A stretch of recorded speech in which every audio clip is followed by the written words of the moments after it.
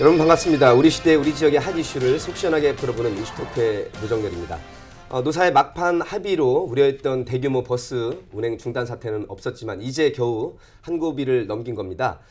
해법으로 제시한 정부의 버스 요금 인상과 버스 준공영제는 여전히 논란이 되고 있고요. 현장에서는 주 52시간 근무제 안착에 어려움을 겪고 있습니다. 먼저 관련 화면부터 안내해 드리겠습니다. 경기 자동차 노조는 14일 밤 협상 시한을 5분여 남긴 상황에서 보도자료를 내고 오는 28일까지 파업을 유보하겠다고 밝혔습니다. 사측과 최종 조정 협상을 한 지 2시간 만에 내린 결론입니다. 어제 오후 늦게 그 요금 인상 발표가 있었잖아요. 노조 입장에서도 그지 이제 그런 상태에서 파업을 강행한다는 게 좀 부담이 있었고. 이재명 경기도지사는 노사 간 최종 조정 협상 시작 6시간 전인 오후 4시쯤 경기도 버스 요금을 인상하겠다고 밝혔습니다. 시내버스는 200원, 직행 좌석형 버스는 400원을 올리겠다는 계획인데 이렇게 되면 경기도는 매년 2,500억 원이 넘는 추가 재원을 마련할 수 있습니다. 이 돈으로 노조의 임금 인상 등의 요구를 들어줄 수 있다는 계산입니다. 그런데 경기도는 불과 얼마 전까지만 해도 버스 요금 인상이 어렵다는 입장이었는데 노조가 파업을 예고하자 백기를 든 셈이 됐습니다.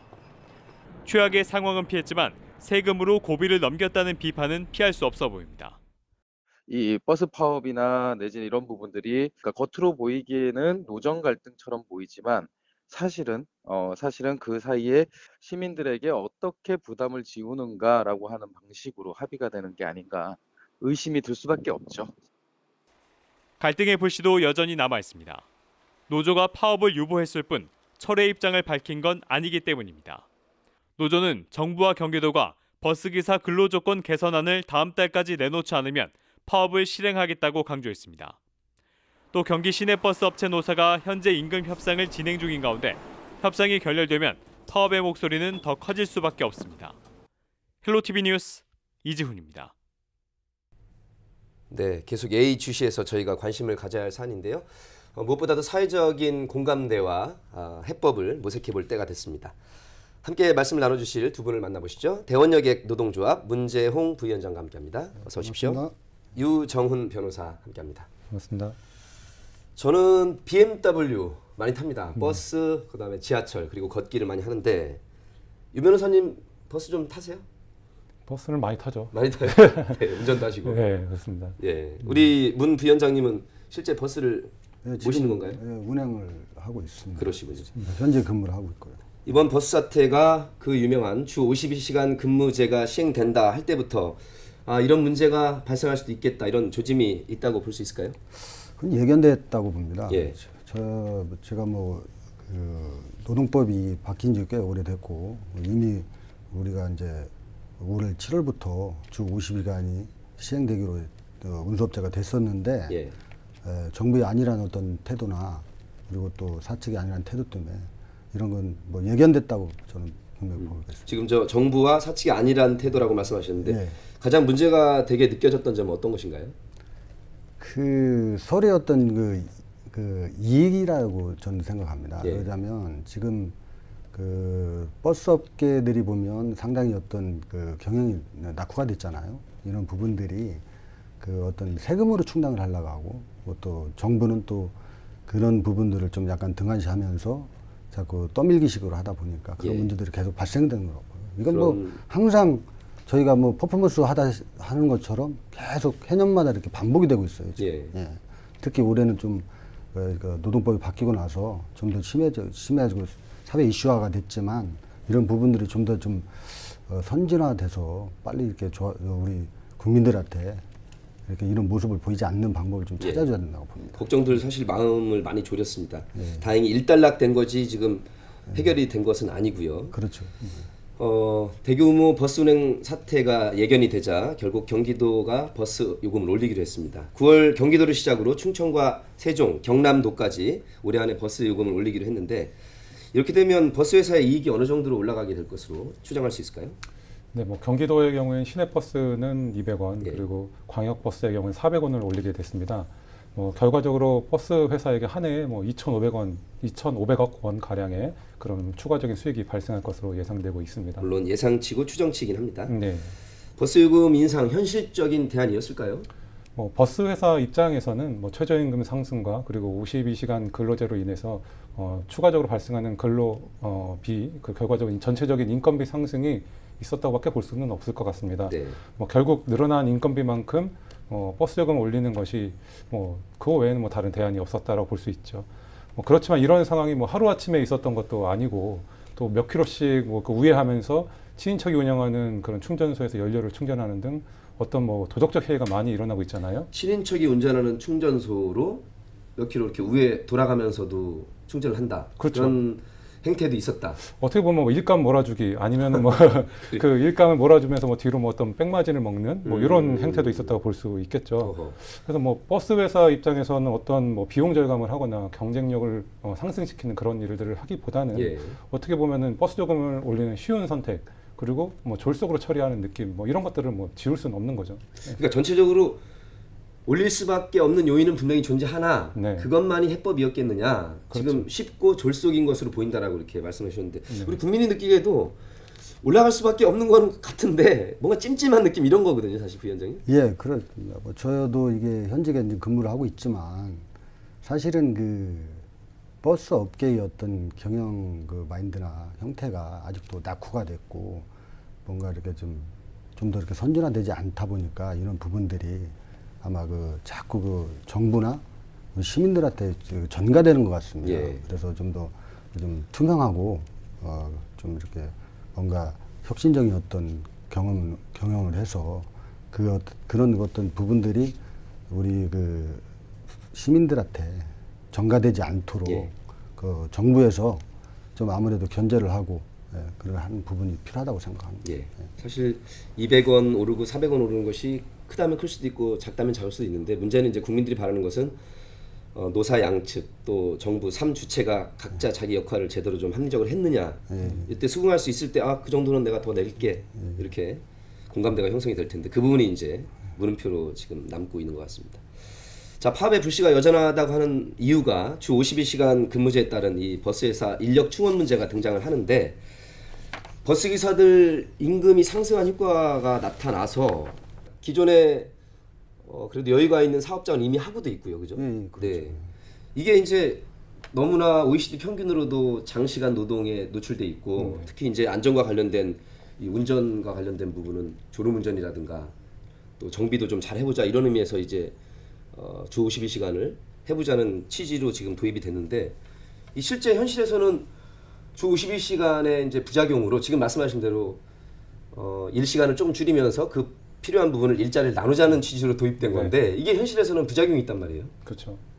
뭐 아까 말씀하신 것처럼 뭐 이런 것이 뭐 운수업계 무관의 문제가 아니라 예. 다른 업종도 똑같은 상황입니다. 뭐 특히 뭐 IT 업계 그리고 뭐 연구개발 업종들은 일정 기간 안에 어떤 결과물을 산출해야 되거든요. 근데 짧아진 근로 시간으로 인해서 어떤 성과를 내기가 상당히 어려워졌고요. 이런 상황에서 뭐 이론적으로는 추가 고용 창출이 돼야 되는 거거든요. 근데 추가 고용 창출을 하기보다는 뭐 탄력 근무제라든지 하는 어떤 그런 대처 이런 위주로 가고 그 있죠. 용어가 많더라고요. 뭐 유연 시간 근무제 쉽게 말하면 시간을 좀 네. 자유롭게 탄력 있게 쓰자는 얘기인데 네. 뭐 결과적으로 그게 잘 지켜지고 또 그것이 뭐 운영되면서 어떤 성과물이 나야 되는데 뭐 퇴근은 빨라졌지만은 결과적으로 짐을 싸서 집으로 가서 일을 하는 뭐 어떻게 보면 법과 현실이 괴리된 그런 일들이 좀 많이 일어나고 있죠 지금. 그러니까 이게 참 그 제도가 이런 취지로 만들었지만 현실에서 나타나는 허점도 있다는 거를. 그리고 저희 그 버스업계 같은 경우는 서울시내버스는 이제 2일 2교대잖아요. 예. 그래서 아마 그 주 52시간에 큰 영향을 받지가 않습니다. 사실적으로 이제 인력 충원도 한 1000여 명 정도만 전체적으로 한 65개 업체를 통틀어 봤을 때 한 1000여 명 정도가 이제 인력 수급만 되면 되는데 예. 특히 경기도 버스가 문제입니다. 지금 격일제잖아요. 아침에 나와서 저녁에 끝날 때까지 일을 합니다. 예. 그러다 보니까 시간이 오버되고 이런 부분 때문에 지금 그래서 경기도가 이제 그 주 52시간이 되고 나서 이제 1일 2교대로 전환을 하려고 했는데 그런 상황들이 이제 미리 이제 인원 수급을 준비를 해야 되는데 그게 예. 미진하다 보니까 이런 일이 계속 일어나는 부분. 지금 말씀하신 게 이제 포인트인데 예. 미리 대비를 하고 준비를 했어야 그렇죠, 되는데 그렇죠. 예. 꼭 닥쳐서 이렇게 예.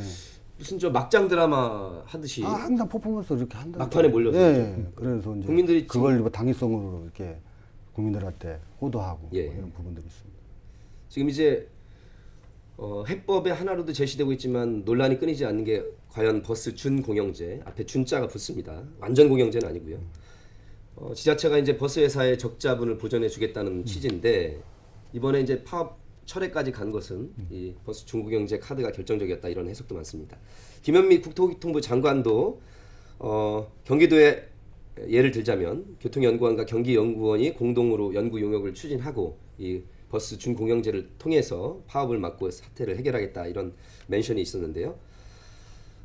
버스 준공영제가 시행되고 있는 회사 우리 직원분들의 월급이라든가 복지는 어떻습니까? 실제로 느끼시기에. 아무리 봐도 저희는 제가 지금 근무하는 데가 서울버스이기 때문에 서울버스는 상당히 그 경기도보다는 좀 여러 가지 어떤 금전적인 부분이나 그리고 또 뭐 또 후생복지적인 부분이 상당히 좋습니다. 예. 뭐 특히 뭐 제가 근무하는 어떤 대원역에나 K들은 다른 여타 업종보다 상당히 그 복지 측면이나 이런 부분들이 좋은데 예. 또 불구하고 사실적으로 그 경기도는 아주 지금 낙후된 어떤 상황이에요. 그래서 계속 서울을 따라가려고 노력을 하는데 예. 그게 여러 가지 어떤 뭐 재정적인 문제나 정치적인 문제 때문에 계속 지금 아마 그게 좀 딜레이 되는 것 같습니다.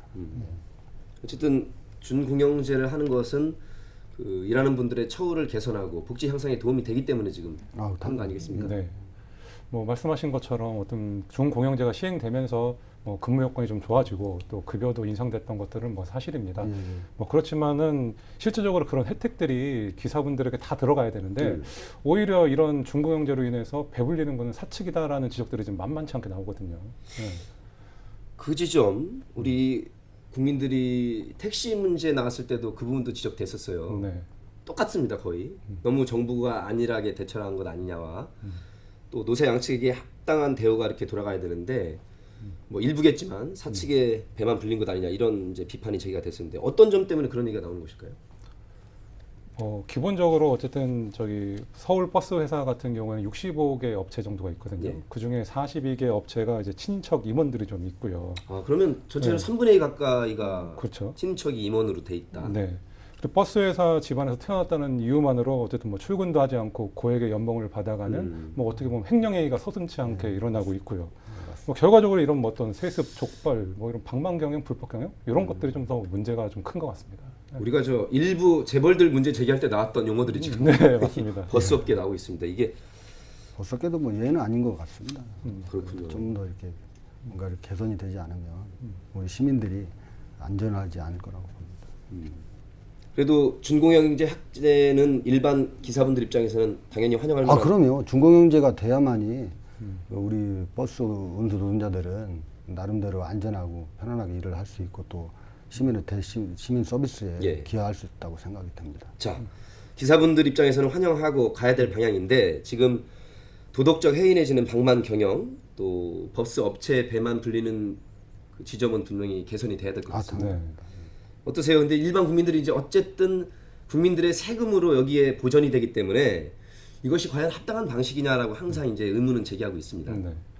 어떻게 보면 저는 뭐 한 시민의 입장에서 뭐 저는 변호사긴 하지만 제가 뭐 어떤 그 지금의 그런 준공영제 방식이 확대되는 거는 좀 반대를 하는 입장입니다.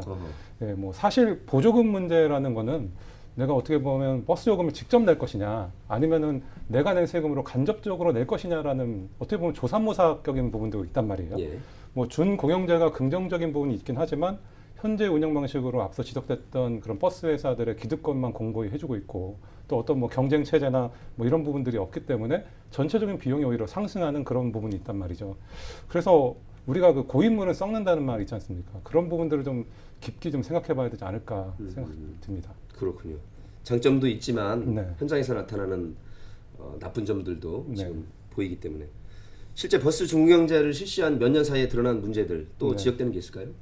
뭐 아까 앞서서 말씀드렸긴 하지만은 또 일부 그 업체에서는 정비사 보조금마저 착복을 좀 하고 있습니다. 어떻게 보면 시민의 안전을 위해서 잘 정비를 하라는 거거든요. 근데 그러기 위해서 보조금을 지급하는 것인데. 근데 그 용도대로 안 쓰고 그러면 실제 형법상으로도 문제가 되는 거 아닌가요? 그렇죠. 그런 거는 이제 형법상으로는 횡령이라든지 또 예. 배임죄 이런 것들이 그러면 될 만연할 수 있죠. 겁니다. 예. 만연해 있어요? 네, 만연한 것 일부가 같습니다. 아니고? 네, 만연한 것 같습니다. 그럼 저도 이렇게 그 서울 시내버스 이제 뭐 다른 어떤 그 회사 친구들도 있고 동지들도 있는데 이렇게 물어보면 다들 그런 게 동감을 하고 있습니다. 그래서 그런 부분들이 지금 저희가 지금 아까도 말씀드렸지만 아까 변호사님은 준공영제를 반대를 하시잖아요. 저희 확대되는 거 네, 저희 같은 경우는 네. 그래서 완전 공영제를 좀 원합니다. 네. 잠깐만요. 준에서 더 나가면 완전 공영제면 그러면 좀 정부에서 모든 것을 이제 통제를 하고 간섭을 하게 돼요. 거의 저 운수 공무원화 되는. 그렇죠. 네, 사실은. 그러면 좀 아무래도 뭔가 이렇게 투명하고 또 이제 아까 말씀드렸던 중간에 이제 새는 어떤 세금들이 그런 거를 오히려 네. 원천 봉쇄할 수 그걸 있는 시스템이다. 우리 시민의 어떤 그 서비스로 전환이 될 수 있다는 거죠. 잘 되면 그런 거죠. 그렇죠, 그렇죠. 근데 이제 국민들께서 자기 자식이나 자기는 공무원 시험 붙고 싶어 하지만 막상 또 욕할 때 보면 공무원들이 왜 이렇게 혈세를 낭비하고 이렇게 방만하게 하느냐라고 이중적인 그렇죠, 사실 그렇죠. 시각도 있긴 있습니다. 네. 그래서 지금 말씀하신 완전 공영제까지도 해외에는 그런 사례가 있는 걸로 제가 알고 어떤 있어요. 사례죠? 뭐 완전 공영제를 공영제로? 하고 있는 데가 알고 있는데 그거 예. 뭐 정확하게 모르겠지만 그런 얘기를 많이 들었습니다.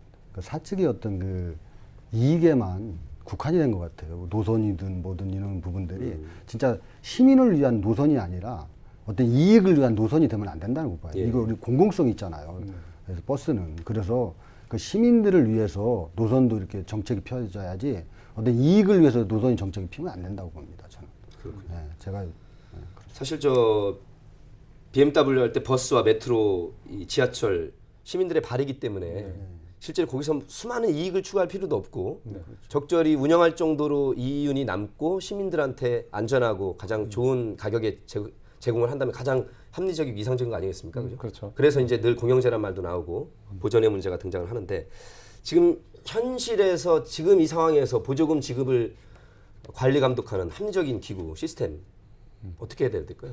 실제적으로 이렇게 통일적으로 어떤 보조금을 관리하거나 하는 그런 기구는 지금 없습니다. 예. 뭐 지자체에서 어쨌든 자율적으로 이걸 시행하고 있기 때문에 지자체에서 적절하게 감독하고 뭐 조절하고 해야 되는데 실제적으로 그런 지자체의 역할이 많이 미비합니다. 그래서 그런 부분이 좀 보완돼야 필요성은 있습니다. 네. 근데 모든 지자체마다 이 버스 운행과 관련된 과가 다 있거든요. 그렇죠. 그런데서 어떤 그 제대로 된 공무 행위를 하는 건지도 의심스럽고 아까 말씀 중에 고용 지청도 있고요. 잘못된 그 52시간을 제대로 지켜야 되는데 안 지킨다면 또 문제가 있다면 관리 감독도 해야 되는 각 고용 노동 지청도 있고 각 버스와 관련된 과도 있을 텐데 이렇게 만약에 일부지만 버스 그 사측에 잘못된 방만 경영이나 도덕적 해가 있다면 이게 체크가 돼야 되고 관리 감독이 돼야 되는데 어떻게 방만하게 그냥 놔두는 건가요? 어떻게 이런 사태가 계속 수십 년간 만연해 있다고 표현을 할 수 있을까요? 제가 보는 어떤 그 지금 현직에 근무하는 제가 보는 입장에서 보면 예. 그게 좀 만연해 있다고 보고요.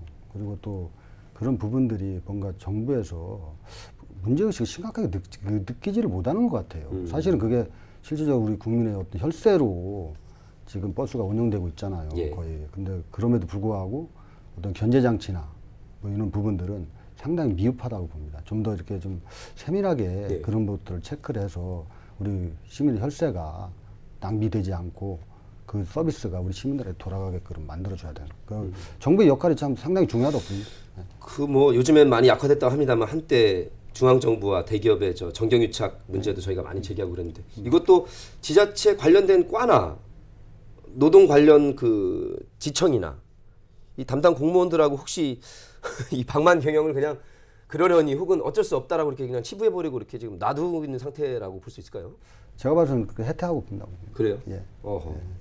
이게 국민들이 제일 지금 답답해하고 지금 요즘에 개혁하자고 하는 건데 이것도 적폐 중에 하나인 것 같습니다. 이렇게 보면. 그러니까 어떤 뭔가 개선책이 좀 나와야 되는데 뭐 예. 우리가 결과적으로 어떤 행위에 대해서 우리가 엄격한 잣대를 좀 둬야 되거든요. 네. 우리 법이라는 것이 그런 기준이 되는 거지 않습니까? 근데 아까도 말씀드렸던 것처럼 어떤 횡령행위나 배임행위가 분명히 만연해 있단 말이에요. 근데 그런 것들을 왜 고발 조치를 한다든지 어떤 적발을 해서 뭐 보조금을 삭감한다든지 예. 물론 그런 제도는 있는데 왜 그게 제대로 잘 작동을 안 하는지 전 그 부분은 참 저도 의문입니다. 의문입니다. 예. 이제 저희 방송 보시면서 아마 시민 여러분께서 약간 좀 화가 나실 만한 대목인데 이건 이제 정당한 얘기를 저희가 지금 짚어내고 있습니다. 일단 방만 경영이라든가 이렇게 국민의 혈세를 이렇게 방만하게 경영하는 이 행태는 빨리 퇴출이 돼야 될 것 같고요. 완전 공영제에 대해서는 우리 유변은 어떻습니까? 저는 이제 보편적 복지 차원에서 저는 뭐 완전 공영제를 어느 정도는 찬성을 또 합니다. 예. 물론 이게 무상이냐 유상이냐에 대한 좀 논란이 있을 수 있는데 저는 완전 무상은 좀 아닌 것 같다는 생각을 하고 있고요. 어느 정도 유상을 전제로 한 완전 공영제가 되면 그것도 좀 의미는 있을 것 같습니다. 근데 이제 지금 현재 이제 버스 업체는 이제 사유재산이거든요. 어떤 면에서는. 그런 공영제로 이제 완전 공영제로 가기 위해서는 사유재산권을 침해하는 그런 문제가 좀 있을 수 있고, 예. 또 완전 공영제로 가기 위해서는 예산 확보 등이 필요하단 말이에요. 그런 현실적인 문제를 해결하기 위해서는 사회적 합의, 대타협이 필요한데 과연 그게 좀 가능할 것이냐, 저는 그런 부분에서는 좀 의문이 있고, 그 법률적인 이슈들도 상당히 있고요. 그래서 저는 지금 어쨌든 중공영제를 좀 더 개선하고 보완하고 발전해가는 뭐 그런 부분들이 좀 더 필요하지 않나. 현 시점에서 예, 그것이 그렇습니다. 좀 예. 합리적일 것이다. 완전 공영제 하려면 그 유치원 어린이집 문제도 이거 사유재산인데 왜 국가에서 침해하냐고 이렇게 제기했었지만 국민들은 그렇게 생각 안 했었던 지점도 있었는데 예. 어떻습니까? 이 전체 사유재산을 이 공영화하기 위해서 여러 가지 현실적인 조치들도 많이 필요할 것 같긴 합니다. 맞습니다. 저 아까 뭐 변호사님 말씀하셨듯이 사유재산이 어떤 범죄에 포함이 되기 때문에 상당히 그 어떤 절차가 복잡하고 힘들 거라고 봅니다. 그럼에도 불구하고 예. 우리 버스 업계나 이런 어떤 선진화가 되려면 그런 부분들도 우리가 고민을 하고 뭔가 이렇게 방법을 찾아야 된다고 예. 봅니다. 그거 뭐 그렇지 않고 뭐 그냥 이 현실을 계속 그냥 놔두면 우리 실질적으로 그 피해는 고스란히 우리 시민들한테 오는 거 아닙니까? 그래서 예. 아까 변호사님 말씀하셨듯이 이 중공영제를 하더라도 뭔가 제도적인 틀을 제대로 마련해서 세금이 좀 낭비가 되지 않는 방법을 정부에서는 좀 찾아야 된다고 봅니다. 예. 자, 끝으로 이제 버스 대란을 피하기 위해서 우리 정부와 지자체 또 운수업체 일반 시민들은 어떤 관점으로 좀 바라봐야 될지 최종 총평해 주시죠. 예, 저 현 준공영제 하에서는 버스 회사들이 그 지자체가 뭐 보장해주는 적정 이윤을 너무 좀 악용하고 있는 것 같습니다. 그래서 자기들 주머니만 채우기 급급한 그런 모습들을 많이 보여주고 있고요. 이런 것들을 좀 타파하기 위해서는 버스 회사 자체적으로 경쟁력을 좀 확보할 수 있는 그런 조치들, 그리고 그런 법 개정을 통해서 어떤 뭐 투명성을 확보할 수 있는 방향, 이런 것들이 좀 정비가 좀 돼야 될 것 같고요. 또 어떤 뭐 큰 틀에서는 이제 머지않아서 이제 자율주행이나 공유경제 이런 부분들이 대두되면서 우리 이제 운송업계에도 큰 격변에 좀 뭐 휘말리지 않을까 싶습니다. 그래서 그런 버스 공영제 논의에 좀 안주하지 말고 조금은 더 우리가 좀 넓게 봐서 어떤 운송업 전반에 대한 그런 고민들을 좀 시작해야 되지 않을까, 저는 그렇게 보고 있습니다. 네. 저는 그렇습니다. 그 이제 현직에 지금 제가 근무를 하고 있지만 이 버스의 어떤 아까 뭐 전자에도 얘기했지만 노선이 시민을 위한 노선이 돼야지 어떤 운수업체의 이익을 위한 노선이 되면 안 되고요. 그리고 또 하나 지금 시민의 세금으로 지금 버스가 거의 중공영제 되고 있고 안 되는데도 아마 보조를 받고 있는 걸로 알고 있습니다. 경기도도. 그렇기 때문에 뭔가 정부에서 이런 견제 장치를 둬서 좀 더 그게 쓰여질 곳, 뭐 시민의 어떤 대시민 서비스로 쓰여질 곳, 아니면 정비를 철저히 한다든가, 아니면 우리 운수노동자들의 어떤 복지 측면을 좀 강화해서 편하고 안전하게 일할 수 있는 조건을 만들어줬으면 고맙겠습니다. 예. 우리 시민의 발인 버스를 더 안전하고 편리하게 이용할 수 있도록 온 국민들이 공감대도 형성해 주시고 지혜를 각별히 더 모으셔야 될 것 같습니다. 오늘 이슈토크 여기서 마치겠습니다. 함께해 주신 여러분 고맙습니다.